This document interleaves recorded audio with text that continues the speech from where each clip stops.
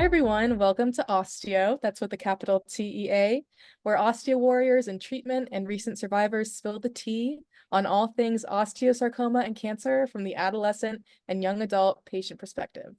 Listen in on our honest and personal conversations about our osteo experiences, stories, and who knows what else. We tend to get a little sidetracked.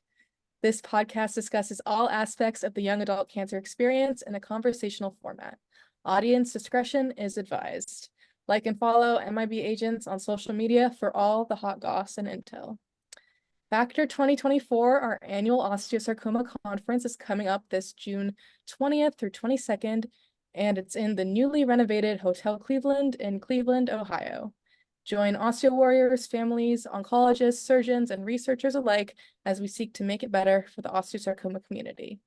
In addition to interesting panels about upcoming research, clinical trials, and local control, to name a few, we also have Warrior HQ with fun stuff for patients and their siblings. Like last year, we had therapy bunnies at Factor. I literally talk about this every single time I have to plug Factor for osteo, but therapy bunnies, I mean, come on, you guys have to be there. But registration for Factor is opening soon, so please stay tuned on our websites. It's www.mibagents.org, and also follow along on our social media for all the intel on Factor 24. We're also thrilled to announce that our Outbidding Osteosarcoma online auction will return in March. Outbidding Osteosarcoma will feature categories including travel, art and handcrafted items, entertainment, virtual and in-person experiences, and personal and beauty items. Do you have a unique, fun service or unforgettable experience, a beautiful piece of art, or a cozy vacation rental that you'd be willing to donate for our upcoming auction? If so, use your goodies for good and help us make it better. Email Anita at mibagents.org with any questions. Well, welcome back to osTEAo, everyone. For those of you who are tuning in for the first time, my name is Camille Wall. I'm the current president of the MIB Agents Junior Advisory Board for 2024, and I'm a 9-time osteo warrior. Unfortunately, my lovely co-host Mia Sandino could not join us today, but I have the absolute pleasure of speaking with Dr. Abby Rosenberg on this incredibly important topic of managing stress in AYA cancer patients. Dr. Abby Rosenberg is a member of Boston Children's Hospital and the Director of Palliative Care. She's also the Chief of Pediatric Palliative Care at the Dana-Farber Cancer Institute.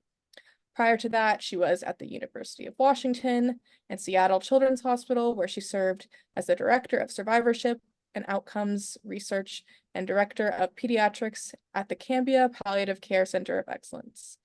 Both Dr. Rosenberg's clinical approach and her research focus on helping people facing serious illness to live their best lives for as long as possible. Specifically, she and her team develop programs that help patients and families build resilience and optimize their quality of life. Dr. Rosenberg, thank you so much for joining me today on osTEAo. Thanks for having me. Such a pleasure. So without further ado, we will dive on into our first segment, What's the Tea? No, like literally. The segment where we go around and share what we're drinking, and we'll give a review and rate. So I will start us off. I am unfortunately not drinking tea today, but I am drinking Poppy prebiotic soda in the raspberry rose flavor. I have opened it, so it's like not super cold. It's a little lukewarm at this point, but let me give it a little review.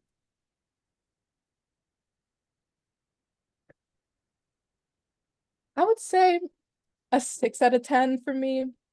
The flavor is a little weird, and I prefer other flavors of Poppy.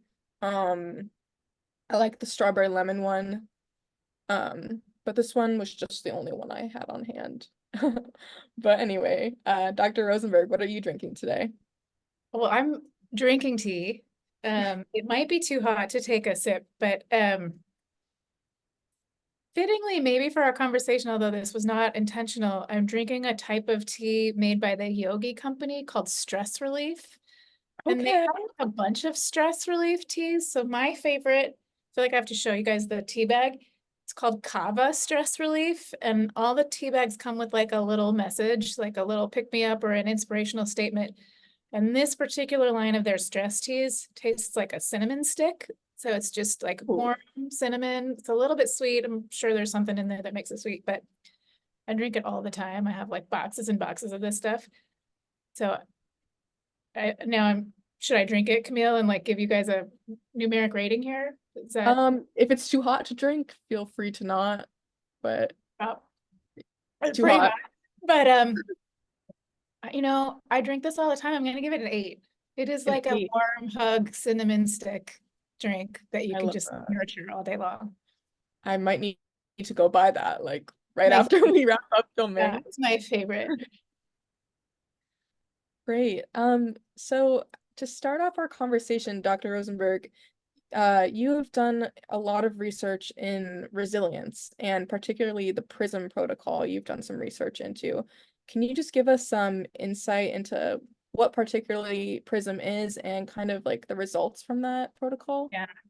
Well, let me take, I might add one more thing to that story and say, my future life before all of this stuff that you just said, Camille, was that I was a sarcoma doctor for adolescents and young adults with cancer. And so I spent a lot of my time thinking about taking care of and really learning from people with osteosarcoma.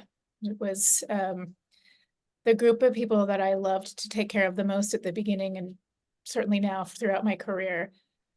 And what I thought about often when I was taking care of those folks and other young people with cancer was this can be really, really hard. And there are some people who seem to navigate the stress.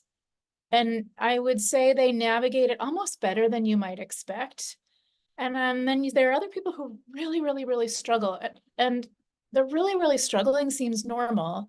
And the people who seem to be more resilient surprised me. And I really wanted to hear from them. Like, what is it that you have figured out, that you have learned? And can we teach what you have to those people who are really struggling?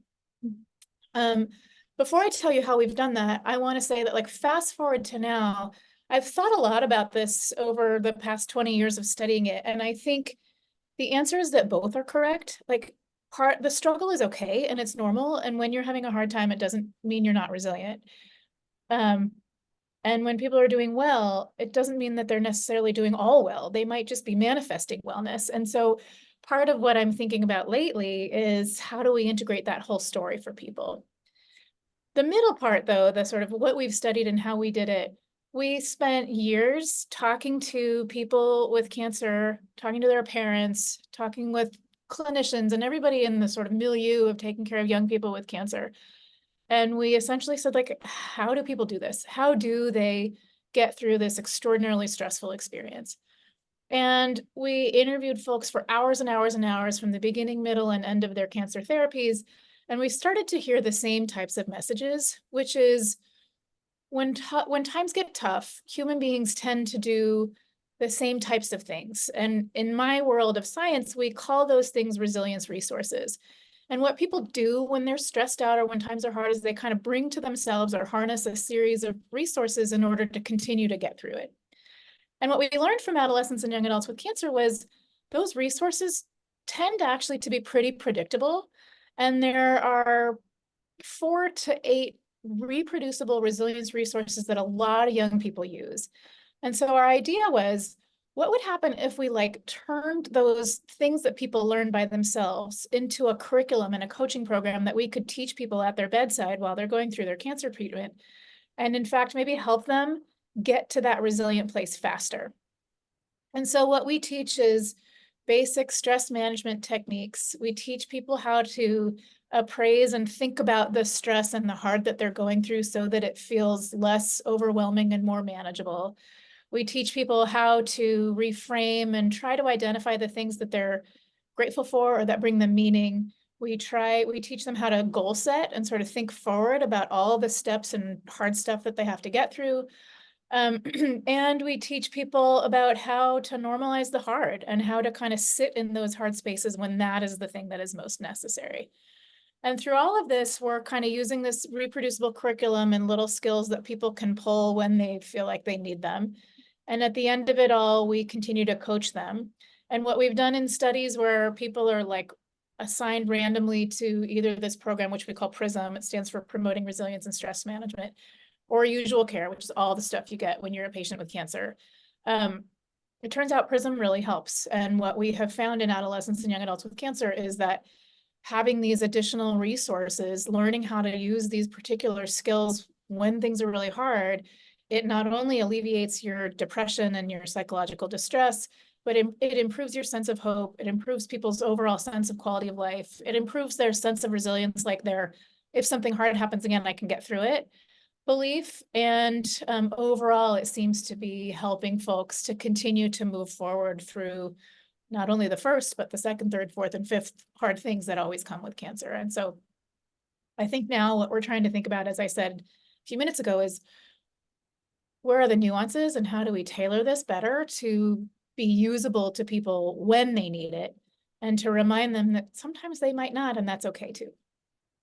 Yeah, for sure.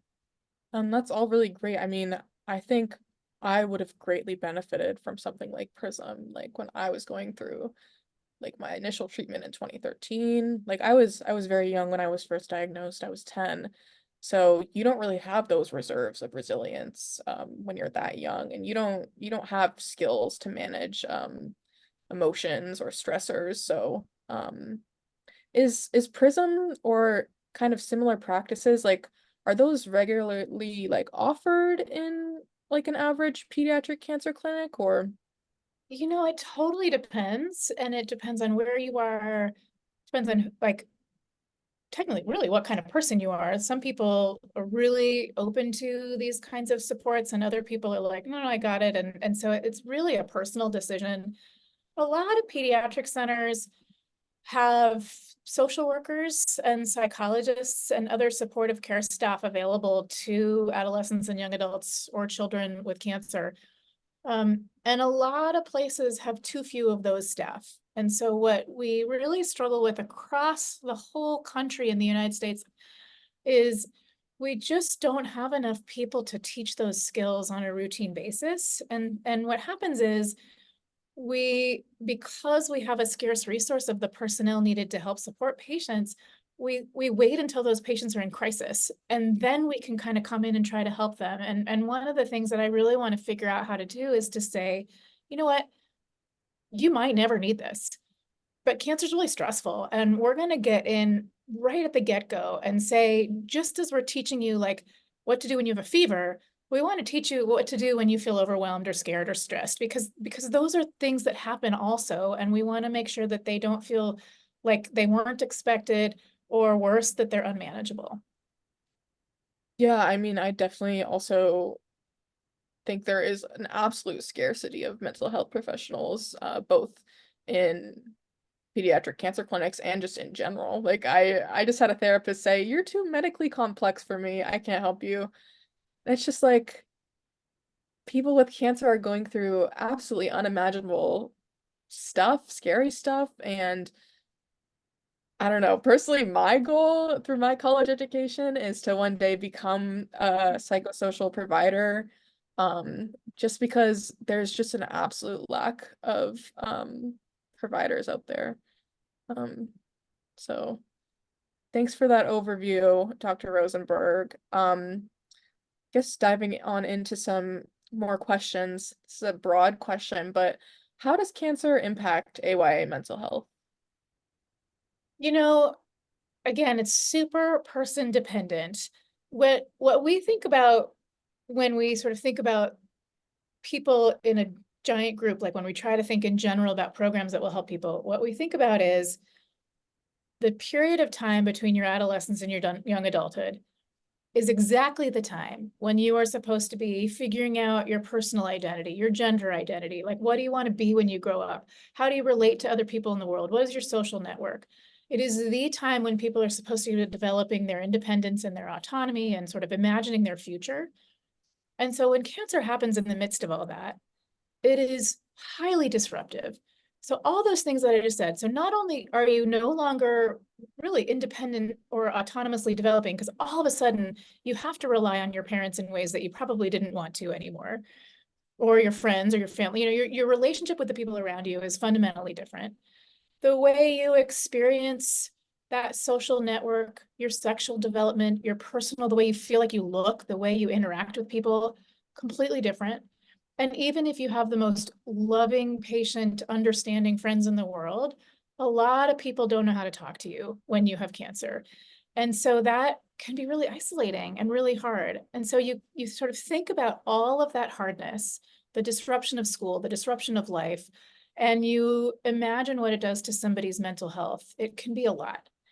And there are some people who for whom it's kind of less disruptive and they sort of continue to go through. And for some people, it's so devastating because they mourn this loss of what they thought this time of their life would be. And for them, it can become really hard not to feel incredibly worried, scared, sad, lonely, and a lot of the stressed out, you know, like traumatized, a lot of the things that we think about in psychology world as really hard experiences and hard feelings to have. How are like comorbid mental health diagnoses in AYA patients addressed and treated? Like that could be like, I guess, pre-existing before cancer diagnosis or maybe developed during treatment. Yeah. So it's not uncommon for people to come in with already having some mental health challenges, especially as you mentioned, Camille. You know, mental health problems in the United States are rising, especially in youth in America, for lots and lots of reasons that we can talk about. And many of those needs go unmet. And so we more and more are seeing folks come into the door with already having some challenges in their lives, and now you add cancer onto it. For those people, those scarce mental health resources that we talked about, those personnel folks tend to be much more available because those patients really do have a higher need. And often what we will do is try to maintain and layer on additional mental health supports for whatever those folks might need. So if they came in and they already were struggling with anxiety or depression, we make sure that we are maintaining their psychology and or their psychiatry treatment and providing additional resources and trying to normalize how difficult this might be. One thing that I will say that has been another surprise in my experience is, maybe surprise is the wrong word. It strikes me sometimes when folks come in and they're like, yeah, cancer is not actually the hardest thing that's ever happened to me. You know, like I have been through hard and this isn't it. And remarkably, those folks, cancer can be less disruptive. And in fact, this sort of idea of resilience is already pre-existing. They're like, I know how to do hard. I've been through hard. These, like, I know the skills. And so for those people, we approach it a little bit differently. Like, what have you done in the past when times are hard? How can we amplify those skills that you already have? And so all of this is to say, whether you've had prior trauma, whether you have had prior mental health problems or not, I think the beginning approach for every person with cancer should be, tell me about you. Tell me about your experiences. Tell me about what's been hard in the past. How have you done it? And then we try to kind of triage and we try to assign resources and make sure that. So I guess regardless of, you know, having a previous mental health condition or not having one during treatment, what are some of like the best stress relievers for patients currently undergoing treatment? Such a good question. I think this too probably depends on the person. One of the things that we've learned about resilience, which is sort of a way to navigate stress, right? Like when you're stressed out, what resilience is how you get through that stress. Different people do different things. So I think about it as there are three kind of categories of ways to handle stress. There's three categories of resilience resources. One is personal. These are the things that you do. One is sort of community-based. These are the people who help you. And another is what we call existential. It's sort of how you think about it. And so if you divide up those resources, the way people can manage stress, for some people, it's mindfulness or yoga or reading a good book or listening to music. For some people, it is talking to their friends or having their family around them or maintaining some sort of a social network. For some people, it is the existential piece, the like faith, going to church, prayer, ways that they try to create meaning and purpose and sense of this thing that they're going through. And I think the key for all people, cancer or not, is to really spend some time thinking about which of those categories works best for you. So if you're an athlete and you like to go for a run or a hike, or if you're a musician and you want to just play your guitar, or if you want to sit quietly and look at a tree because it brings you solace, those are different ways that people can do it. Yeah, that's great. And I think emphasizing that um the ways that you relieve your stress can differ from person to person. Like I love listening to music or like going for a drive, but that could very well uh be different for someone. Or maybe like you have an amputation and you can't go for a drive, or you're on treatment and on medication that like you can't do that. So it really I think it depends on, where you're at and um what kind of helps you. And I know you mentioned yoga previously. How can alternative therapies be used to treat stress in a way, cancer patients? Yeah, I think like most of the ways we think about successful stress management is alternative, like classic alternative. Um, and by that I mean like yoga, stuff like yoga and mindfulness, but also just non-medicalizing it. It is normal to feel stressed out. Like stress is essentially the sense of like burden and additional things that are straining your normal, that are making you deal with something that is different from how you usually function. And so that's not something that is treated with a medicine as much as it's sort of like, how do you think about and navigate it? And so exercise, meditation, music, it's a lot of distraction techniques. It's a lot of really just understanding that sometimes all you need is time. I think the other thing that I would say, Camille, is we talked about what you can do. There's a lot of things that you can try not to do that help your stress. And so like one thing that I think makes stress worse, and I realize this is kind of a hard thing to preach about, but like when you think about it, your stress Mm, gets worse. Like that, where you just like you like ruminating. circle, yes, Yeah. you circle in your head and you're like wake up in the middle of the night and you're like, that is like fueling the fire of stress. And so one of the things that we really try to help people think about is taking that control back. Like, don't give all that energy and angst to this thing that is sapping you from your joy and making your life harder. How do you figure out how to break that cycle? And for some people, it's like putting a time limit or like a numeric limit on the number of times they worry. I was talking to this patient earlier this week who did this thing where he said, I limit my what ifs to 3 per day.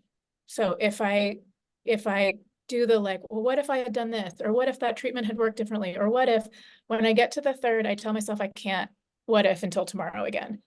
And the reason he was like, it just because when I am in the what if space, I just become more worried and I feel myself getting anxious. And it's a terrible space to be in. And so the only way I've turned out to control that is to like just cut it off and tell myself I can't what if anymore today. I can what if again tomorrow. And today I'm going to have to think about something else. And it seems to be working for him. That is like a super wise way of looking at it.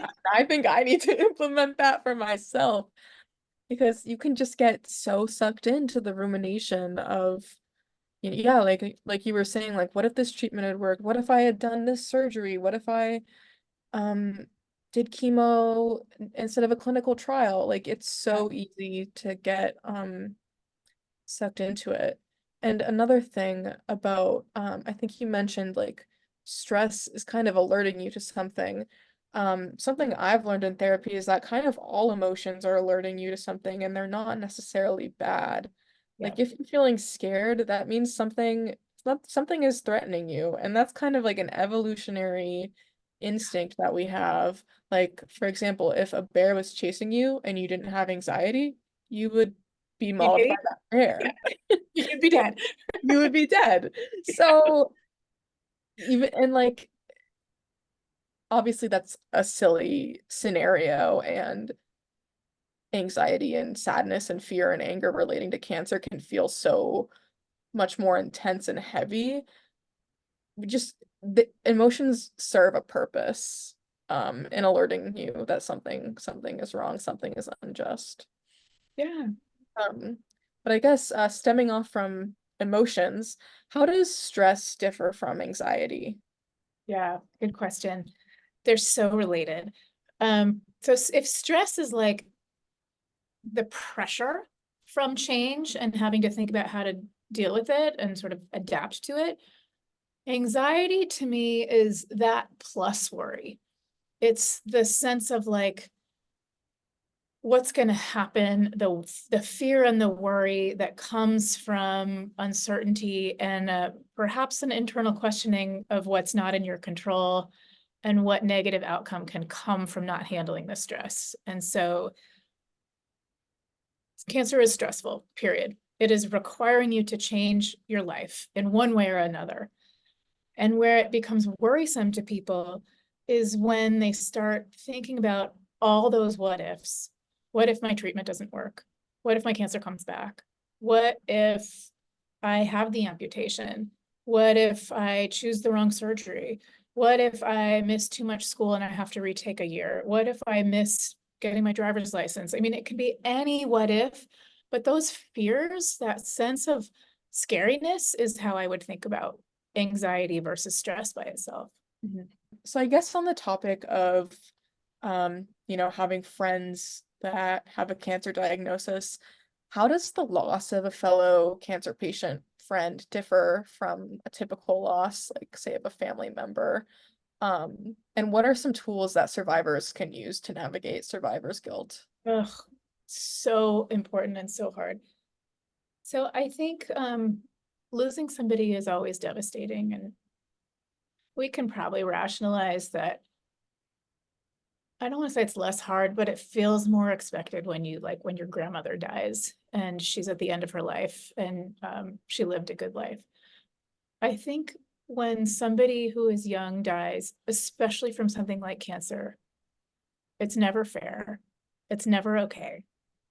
And it can feel not only really scary because you, especially if you are somebody with cancer and you're sitting there looking at your friend and you're like, well, if she didn't make it, will I? So you add this kind of internal scariness, but it's also somebody who you've been with in this. And so you're losing a friend at a time that is just never supposed to be natural. And so I think probably the grief and the worry that you experience when it is a young person who dies before their time is worse. It's harder. It's just unjustifiable, and that unjustifiability of it just makes it feel incredibly difficult. Um, that said, before I answer your question about survivor's guilt, as somebody who does palliative care and cancer for my whole career, I can tell you that I have seen people who lived full, rich, and beautiful lives, even when they died before their time. And there is something almost tragically elegant about young folks who have this wisdom as they approach the end of their lives, because they can say, these are the things that matter to me, and I'm going to take the time when I can. And I don't even know if older people do that. And so I think that there is some grace, if you will, in the tragedy. And it is a true privilege to be able to walk beside those young people too. The survivor guilt that comes, I think, I would ask any young person who knows they will not survive their cancer what they would want for the rest of us. Because my guess is that every single one of them would say, I want you to live your life. I want you to go on and do the things that I won't be able to do. And I want you to maybe even think of me and honor me by living your life your fullest. I don't think those people would want us to feel guilty. They might know that we will feel sad. They might know that we will feel worried, but I don't think they want us to be guilty. And so I think about that a lot, Camille, like, what would this person want for me? What would this person want for us? And I think it's reasonable to say it seems unfair that they died and I didn't, but I would challenge folks to say, let's honor them by not feeling guilt and instead honor them by living. Right. I mean, I've been in my fight for 11 years now, so I've lost too many friends to um osteosarcoma and pediatric cancer in general. And it is just so unjust and like honestly earth-shattering. The first time I lost someone was when I was a freshman in high school. She was 14. And then a week later I found out I relapsed. So Oh, it's just yeah. like so cancer can be so tragically cruel sometimes. And so I think it's really important to build up those reserves of resilience in times like those because there's so many benefits. Like Mia and I always talk on the podcast, there's so many benefits to having cancer friends. Um, they're the camaraderie of it, like they get it, like your typical healthy friends don't get, or like your parents don't get. Like they've been on those same treatments, they felt the side effects of that treatment. Um, so it's devastating. But again, building those reserves, I think, is essential here. Um, and Dr. Rosenberg, my last question for you today is, what role does palliative care play in mental health of AYA cancer patients? And how does palliative care differ from hospice care? Because I know we were talking earlier, I avoided palliative care like the plague for the longest time because I thought it was equated with I'm gonna die. But it's actually been so helpful for me. So Yeah. So you are not alone. Almost everybody thinks of palliative care and hospice as the same thing, which is kind of a bummer for those of us who work in palliative care. And I will say a lot of us do hospice also. So there's a reason, because the field has sort of grown from taking care of folks at the end of their lives to really what we think about now as a more holistic approach. And this is really true in pediatric and adolescent and young adult places, as opposed to like the 92-year-old grandmas who maybe have a different story. Um, so the way we think about palliative care in the field is it's a interprofessional team. So we always work with physicians and social workers and nurse practitioners and a whole bunch of other folks that's whose job it is to provide an extra layer of support for folks who are going through serious and stressful illnesses. And the way we do that is we think about, how do we optimize your quality of life? How do we help you to live your best life for as long as possible? And how do we work with your existing medical teams to think about what matters to you? And so what palliative care does is we really sort of complement and partner with, for example, osteosarcoma oncologist, and we say, how can we help Camille to live her best life, regardless of what's happening? Like, what's important to Camille? And so then we'll sit down with you and we'll have that same question. Tell us about you, tell us about what matters to you. And we start thinking about how to really, with a high level of precision and skill, think about not only your pain and your symptom management, but also your spiritual needs and your quality of life needs and your social needs. And we think about all those layers of who you are. And so how that, shoot, I might be forgetting your question a little bit, that piece of sort of mental health support, we don't replace your psychologist or your oncology social worker who you may have been working with, in your case, for like a decade. What we do is we partner with them and we partner with you, and we think about brainstorming additional unmet needs or additional ways to support you. The PRISM program, to sort of loop back to that, is a really good example. And so we built PRISM under this larger umbrella of saying palliative care and resilience are part of the same thing. Both of them help people to thrive. And how do we optimize that? And so when it's somebody with cancer and we're thinking with them about, these are the chemotherapies that are important for you to receive because you are pursuing this particular goal in your treatment, what else is going to happen? And how can we think about how you can continue to be you in the midst of all of that? So does palliative care like give advice on like maybe like symptom management, like psychosocial needs, stuff like that, like decision making maybe? All of that. So if it's symptom management, we might sit down with the oncologist and look at all your medicines and talk to you and be like, hey, if you thought of this and you thought of this other thing. When it's decision making, we spend so much time with people, getting to know them over time, which is partly why like meeting you before so recently is always helpful, because we like to understand what matters to you. And then when you're making really hard decisions, which almost always come with having cancer at some point or another, then we can be like, hey, Camille, this is what we've heard from you before. Is this still true for you? How do you think about this now? And we can sit with you and your oncologists and like sort of advocate for you and amplify your voice. What I like to do all the time is I ask seemingly dumb questions with patients and their doctors in the same place. So I'll be like, hey, Dr. So-and-so, tell me about the side effects of this chemotherapy treatment that you're thinking about for Camille, because you might not be asking it. And I want them to make sure that they're describing for you the things that I know you care about. And so it's just sort of a nice way of aligning messaging and bringing everybody together. So you mentioned pain symptom management, decision-making, communication support. A lot of the times we help, for example, make sure that everybody's saying what needs to be said in the room. And we also make sure that things that don't need to be said, because you have said you don't want to hear them again, are not said, you know? So like if there's a thing where you're like, I really don't want them to talk to me about that again, then I can be like, hey, Dr. So-and-so, she knows, like, let's talk about something else. And so we say this all the time and nobody knows what it means, but we are an extra layer of support. Like we support you, we support the oncologists, we support everybody. And I really think our job is to make your care easier. One way or another, it's to try to help facilitate a really hard space for you. Yeah.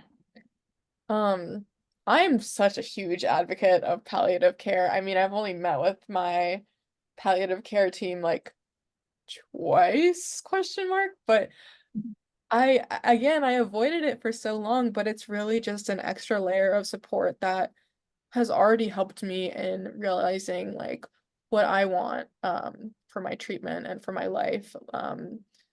Recognizing my goals. They've helped with communicating with my oncologist, like everything you've mentioned, they've helped me with in 2 meetings. So for anyone who has that misconception that palliative care means hospice care and that it means you're gonna die, it's not. It's actually a really, really, really beneficial program that I encourage anyone looking for that extra layer of support to access.